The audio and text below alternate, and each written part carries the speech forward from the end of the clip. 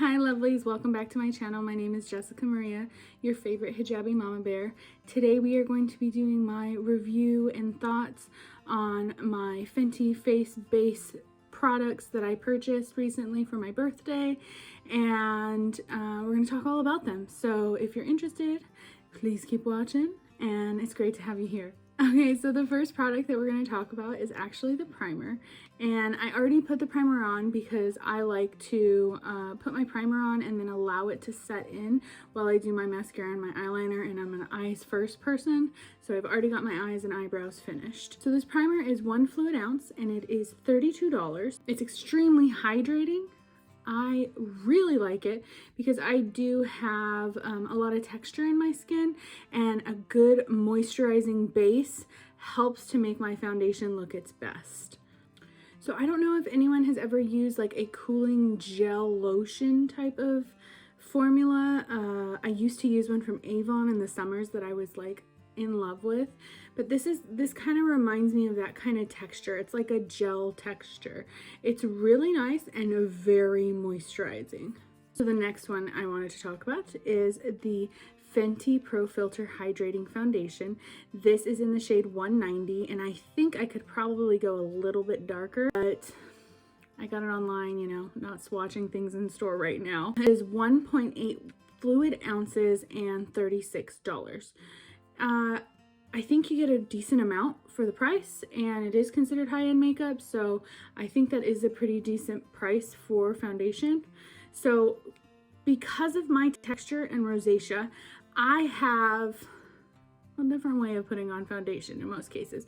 I use this a few times just by itself. I think because of my texture and rosacea, it does look cakey on me. It's supposed to be a medium to full coverage, and I would say it's more of a full coverage than a medium coverage, and I tend to go towards light to medium coverages because of that texture and rosacea. So what I like to do with my foundations is I take that gal from Benefit, crank it up a few, and then I put a little bit on my hand, and then I will squirt, let's see here, probably 2 squirts. There we go. I think I used 2 squirts last time. And then I take a Q-tip and I kind of mix them together. And I like scrape the Q-tip onto my skin. Let's see, can I do that where you can see it? There we go. So I scrape this Q-tip onto my skin because you do lose some product by mixing it, but I scrape it so that way I can get as much product back. And then I like to use a sponge as my application. I did get the Fenty foundation brush, and I got like the set where you get the foundation, the primer, and the brush together, and that way it's $81 for all 3, which basically you're getting a free brush.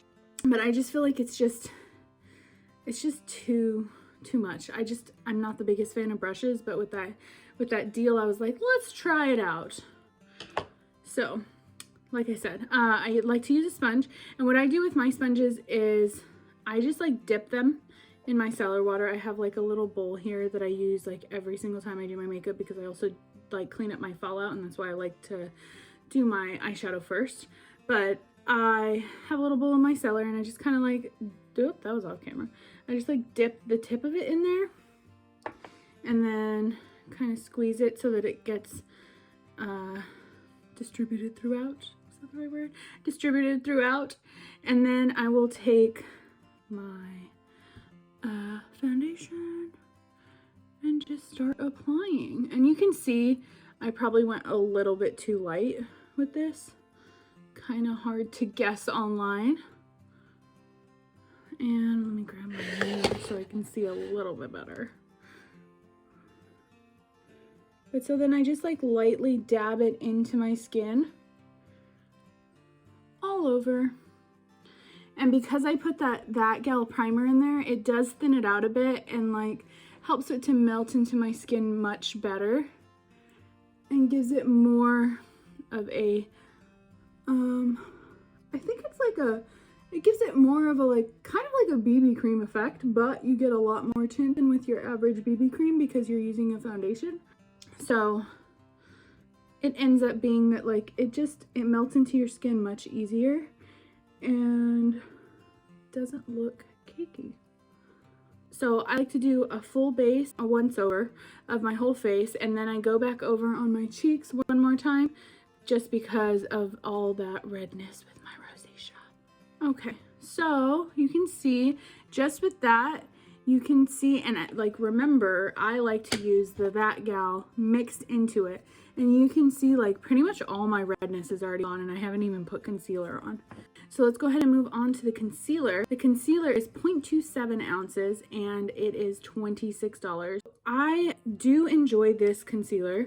I would not say it's one of my favorites. Let me go ahead and start putting it on. And I mostly use concealer in my like my red areas, and just a little bit like on my forehead and on my nose. So I just take that same sponge and I'm gonna need my mirror up close for like right under my eyes. There we go. And then you can see like pretty much all of that redness is gone. So what I do really enjoy about this concealer, it is not a concealer where you have to work extremely fast, which is nice. My forehead is looking a little weird. I don't usually do my concealer with my scarf on, obviously. And I'm thinking over time as I make videos, I'll get better at it. But right now, my forehead's looking a little bit weird, so excuse that. But I really like how you do get time with this concealer. It's not one that dries extremely quickly, and you can just like take your time and beat it into your face. The next thing I do is get my Coty Airspun setting powder, which is my favorite setting powder of all time. I am going to take a little bit, put them under my eyes. I have really a lot of like, you can probably see, I'm trying to like show the wrinkles, but I have a lot of wrinkles under my eyes. So I always try and set my eyes real quick. Like no matter what, I like set them and like kind of let them sit, not quite bake, but just like let them sit with some extra powder on them for a moment.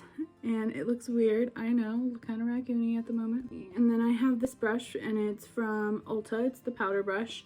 And I just take a little bit of the setting powder and I just wipe it all over my face. So we're gonna just kind of move that powder around. I'm not putting a thick layer of powder. It's just to like set the foundation, and that's it. And then I kind of just like wipe away any extra powder under my eyes after a minute. That's how I put on my foundation. I also have the Fenty powder foundation, which was $36, and it is 9.1 grams. I didn't use it today because I wanted to use the liquid product, all of the liquid products, but I do enjoy it on its own. Sometimes with certain foundations I can use it as a setting powder, but definitely with this one it is a more medium to full, well, I would say full coverage, and with that it'll make my face look cakey if I use both. So I use the setting powder. So I'm going to go ahead and do my bronzer, blush, highlight, and setting spray, and then I'll be back. All right, I am back. So I threw on some blush, bronzer, and a little bit of lip gloss. I'm really liking the foundation. I've had it for about a month now, and I've used it quite a few different times in quite a few different ways, and my tried and true That Gal mixing is my favorite way to use the, where is it? The foundation. The primer, however, I believe this is going to become a staple in my collection. I have completely fallen in love with it. The way that it is treating my face, the way that it hydrates, and the way that it feels. I've tried it with other foundations. I really, really love this stuff. So I do feel like this has definitely elevated my makeup collection. The foundations, I think they're good, but they're not like amazing, and they're not transformative. They're just foundation and concealer. But the primer, if you're gonna buy any of these products, I think you should buy the primer. Like, this primer is amazing. That's all I've got for you guys today. I hope you enjoyed it. If you did, please don't forget to give me a like and subscribe if you haven't already. I'll see you guys next time. Bye.